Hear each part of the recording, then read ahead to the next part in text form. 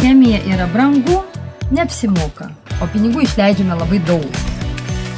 Parodysiu jums paprastą pigų būdą, kaip galima šitą apdailą namo lengvai gražiai išvalyti be brangios chemijos.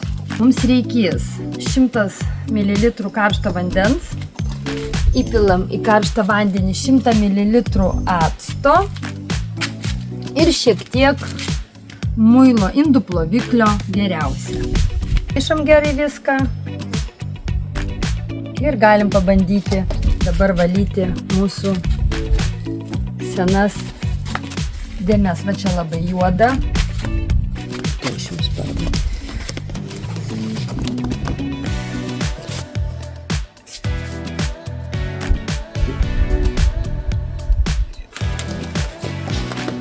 Taip, matosi, kad čia yra labai nešvaru, didelis purvas. Ir galima į vieną pusę ir į kitą pusę.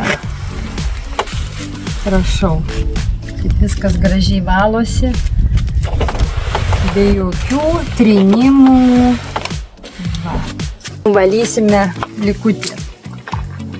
Sudėdysiu štai taip, švariam vandenuke.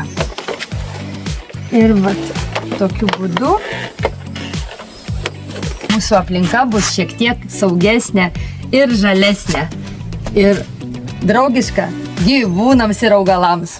Sekite Violeta Easy Life Hacks.